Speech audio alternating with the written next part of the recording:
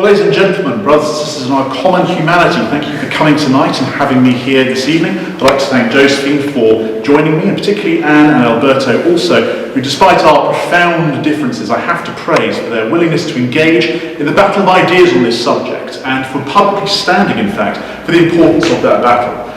Theirs is a liberal and open attitude towards controversy that is, I think, sadly remarkable amongst their ideological confreres, and especially on student campuses. On which point I would like to also thank and congratulate Bristol Students for Life for successfully organising such a controversial debate, given the current pervasive and concerning illiberalism amongst UK student unions. It's a great credit to them and to the University of Bristol, so well done, guys.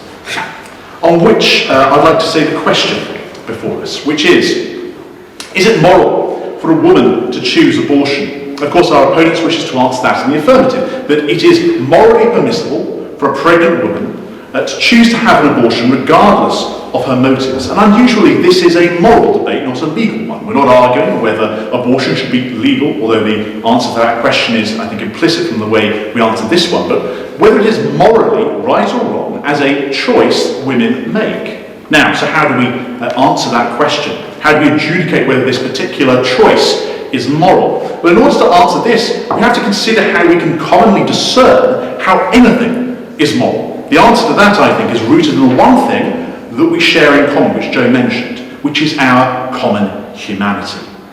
We all share the same human nature with common faculties: ingestion, intellect, will, sight, etc.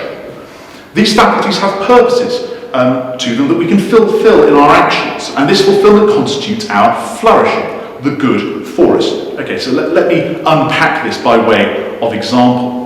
Reason tells me that the purpose of ingestion is nutrition. So if I flourish when I ingest moderate amounts of nutritious food. By contrast, if I have 20 donuts in front of me, I have 3, maybe 5, that wouldn't be too bad for me. But if I have all 20, I'm going to be violently ill.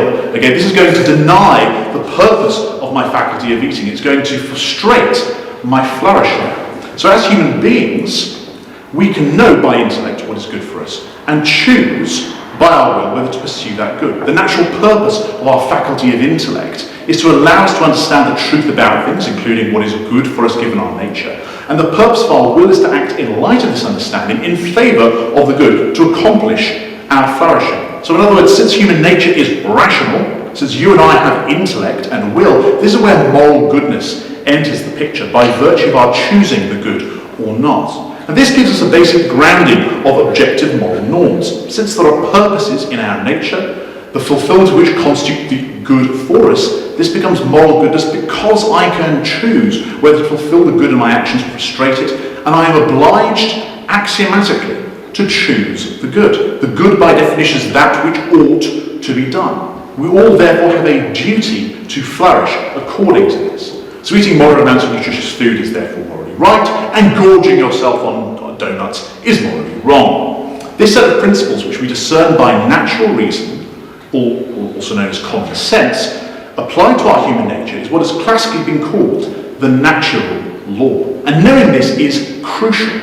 as it enables us to consider the first of 3 elements to moral action, all of which reason tells us have to be satisfied if some act is going to be regarded as morally right. Firstly, there is the nature of the action itself. Okay? What is being chosen to be done? And this is something which, of course, the natural law allows us to discern the right towards. Secondly, there is the intention, why the actor chooses to do it. And thirdly, there are the circumstances, the context, when, where, how it takes place.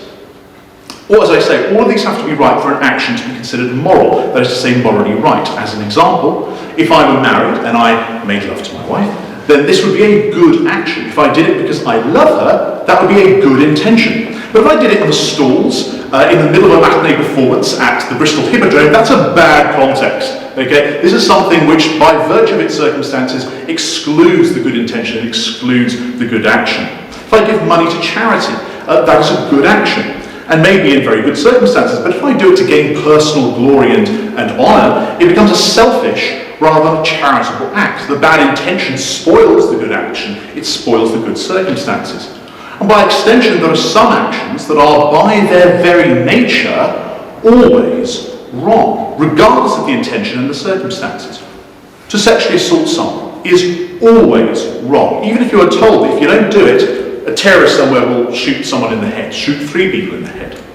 There are no circumstances or intentions that can justify that act due to its inherently wicked nature. The same is true of torture or medical experimentation on an unwilling victim. Torture is always objectively wrong, even if the culpability of the torturer might be lessened due to some extenuating circumstances.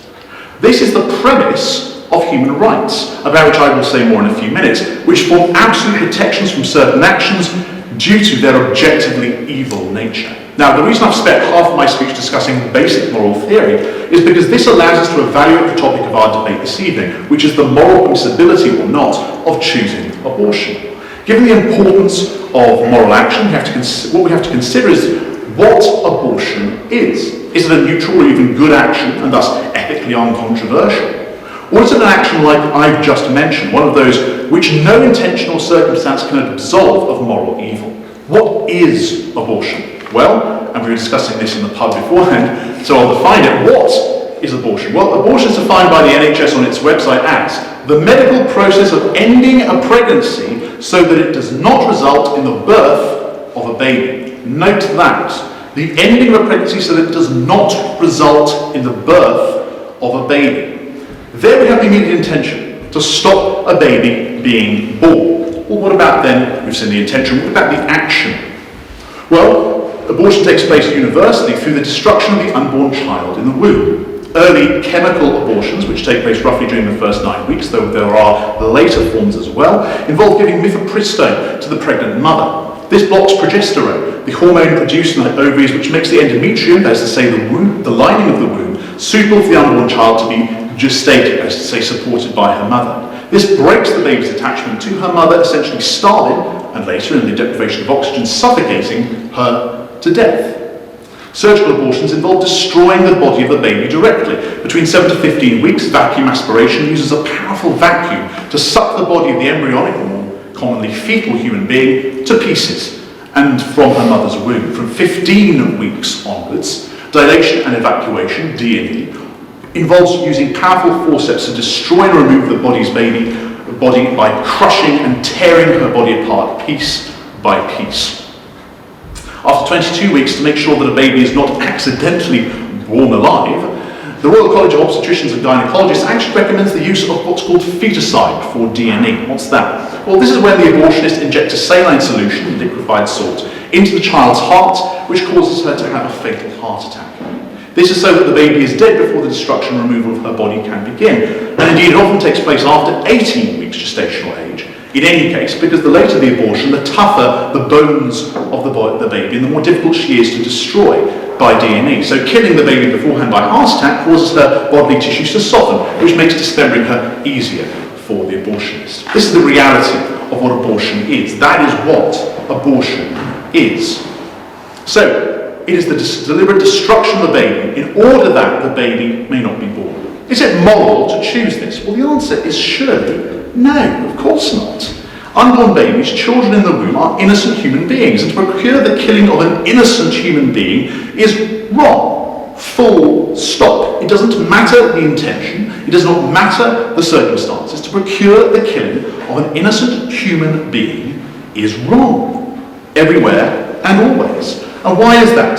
Because like murder, or poisoning, or sexual crime, or indeed all the other offences against the person, to use the language of English statutory law, this is something that always violates pre-existing moral convictions that inform our political consensus, which are the rights of individual human beings. A right is a duty on the state and other members of society to not interfere with you in such a way as contradicts your fundamental flourishing. We have rights because part of our nature is that we are social animals, and we can't pursue any good, any duty to flourish, or fulfill any obligation at all if our very lives can be taken from us by others that they saw fit. The natural law we discussed earlier entails that very innocent human being has a right, a moral right, not to be killed. That is what I mean by the right to life, which is what we call a natural or human right. A right that we have by virtue of the moral norms in our rational human nature. A right that protects from and precludes the morality of all forms of unjust killing, like abortion. So to conclude, ladies and gentlemen, the morality of abortion is quite clear. Premise 1, it is always wrong to kill innocent human beings. Innocent human beings have a right to life. Premise 2, the choice to procure an abortion always kills an innocent human being. It violates the right to life. And therefore, conclusion, therefore it is not and can never be moral for a pregnant woman or indeed anyone else to choose abortion. In saying this, I don't judge any woman here or anywhere who has had an abortion. That is a discussion about culpability, about which generalizations are impossible and not the business of this side of the house. All we assert this evening is the missing part of the moral equation that our opponents have glossed over or ignored. The dignity and rights of the most vulnerable members of our society and the moral duty we have and owe to every member of the human family. Thank you.